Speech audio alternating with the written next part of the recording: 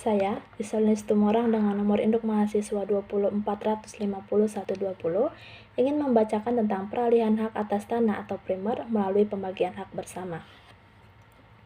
Pembagian hak bersama bisa karena untuk membagi hak bersama karena waris, atau dalam akta pemisahan dan pembagian waris, mereka dapat bersepakat untuk melakukan pembagian sebidang tanah tertentu hanya dibagikan kepada salah seorang ahli waris saja, misalnya B, yang memperoleh tanah tersebut atau tanah tersebut dibagikan kepada 2 orang ahli waris dengan menyebutkan secara tegas bagian masing-masing.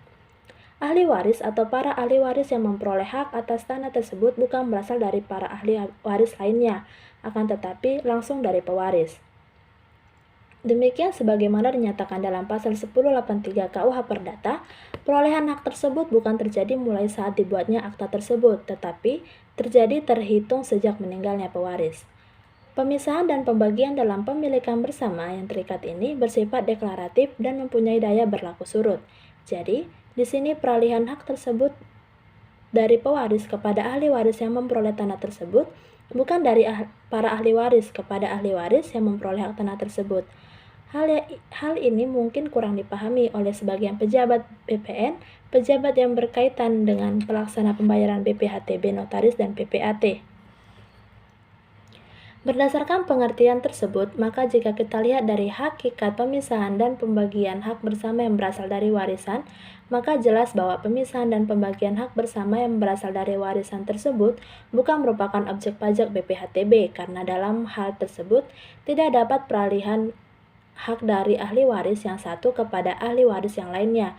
Yang ada di dalamnya adalah peralihan hak dari pewaris langsung kepada ahli waris yang memperoleh tanah tersebut.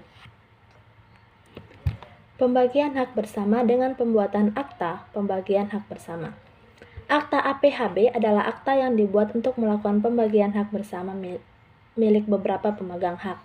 Dengan dilakukannya pembuatan akta APHB, maka terjadi peralihan hak salah seorang atau beberapa orang di antara pemegang hak bersama tersebut kepada salah seorang atau beberapa orang lainnya dari pemegang hak bersama yang bersangkutan. Dengan dibuatnya APHB, maka jelas di sini pemisahan atau pembagian yang dilakukan berdasarkan APHB merupakan objek BPHTB sebagaimana dimaksud dalam pasal 85 ayat 2 angka 7 Undang-Undang Nomor 28 Tahun 2009 tersebut, dan karenanya terutang BPHTB yang harus dilunasi sebelum dibuatnya akte APHB tersebut.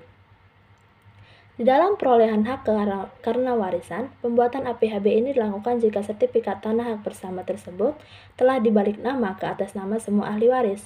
Misalnya, ke atas nama B, C, D, E, akan tetapi kemudian B, C, dan E menyerahkan haknya kepada D. Penyerahan hak dari B, C, E kepada D tersebut dikenakan PPH maupun BPHTB. Balik nama sertifikat tanah ke atas tanah salah seorang ahli waris.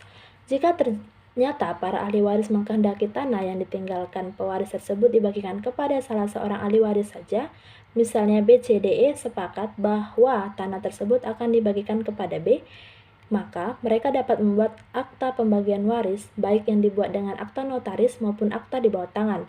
Selanjutnya, berdasarkan surat keterangan waris dilengkapi dengan akta pembagian waris tersebut. Sertifikat atas tanah pewaris dapat langsung dibalik nama ke atas nama salah seorang ahli waris, yaitu B. Kemungkinan tersebut dinyatakan secara tegas dalam pasal 42 ayat 4 PP nomor 24 tahun 1997 tentang pendaftaran tanah, yang diatur lebih lanjut dalam pasal 111 ayat 5 PPNA garing KA BPN nomor 3 tahun 1997. Jika salah seorang ahli waris adalah WNA. Jika salah satu waris adalah WNA karena sebab apapun dan tanah tersebut berstatus hak milik HGU dan HGB, maka berlaku ketentuan pasal 21 ayat 3, 30 ayat 2 atau pasal 36 ayat 2 Undang-Undang Pokok Agraria. Ahli waris tersebut tetap berhak untuk mewarisi tanah tersebut, namun dalam jangka waktu 1 tahun ia wajib mengalihkan hak bagiannya kepada pihak lain yang memenuhi syarat. Menghadapi permasalahan tersebut, maka memang sebaiknya yang WNA tidak memperoleh bagian atas tanah tersebut. Jadi, tanah tersebut dibagikan ahli waris yang WNO sehingga selanjutnya sertifikat tanah tersebut dibalik nama ke atas nama ahli waris yang WNI. Penyelesaian lain yang disarankan yaitu ahli waris WNA membuat akta penolakan harta peninggalan dan penolakan yang ia lakukan hanya semata-mata agar tanah warisan tersebut dapat dibalik nama ke atas nama ahli waris yang lain dan segera dapat dijual dan ahli waris yang WNA dapat menikmati warisan dari hasil penjualan tanah dan bangunan tersebut. Tetapi, kadang penyelesaian melalui penolakan warisan tidak menyelesaikan masalah, tetapi menjadi masalah baru. Karena, berdasarkan ketentuan pasal 1058 KUH Perdata, yang telah menolak harta peninggalan pewaris dianggap tidak pernah menjadi ahli waris. Jadi, ia tidak lagi berhak apapun atas harta peninggalan pewaris. Ia tidak hanya tidak berhak atas tanah tersebut, akan tetapi ia juga tidak berhak atas harta pewaris yang lainnya. Inilah yang sering terjadi dalam praktek di mana ia menyangka bahwa ia hanya tidak berhak atas tanah yang bersangkutan saja, akan tetapi ia tetap berhak atas harta yang lain. Persyaratan peralihan hak pembagian hak bersama. 1. Formulir permohonan yang sudah diisi dan tanda tangani pemohon batas kuasanya di atas materai cukup. 2. Surat kuasa apabila dikuasakan. 3. Fotokopi identitas pemohon dan kuasa apabila dikuasakan yang telah dicocokkan dengan aslinya oleh petugas loket. 4. Fotokopi akta pendirian dan pengesahan badan hukum yang telah dicocokkan dengan hasilnya oleh petugas loket, jika tanah dan bangunan tersebut pemiliknya adalah badan hukum. 5. Sertifikat asli. 6. Akta pembagian hak bersama yang dibuat PPAT. 7. Izin pemindahan hak apabila dalam sertifikat atau keputusannya dicantumkan tanda yang menyatakan bahwa hak tersebut hanya boleh dipindahtangankan jika telah diperoleh izin dari instansi yang berwenang. 8. Fotokopi SPPT dan PBB 10 tahun ke belakang yang telah dicocokkan dengan aslinya oleh petugas loket. 9. Penyerahan bukti SSB atau BPHTB dan bukti bayar uang pemasukan.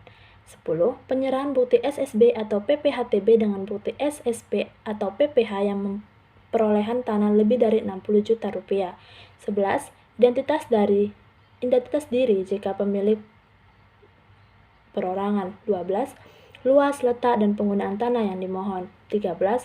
Pernyataan tanah tidak sengketa. 14. Pernyataan tanah atau bangunan dikuasai secara fisik. Sekian dari saya, terima kasih.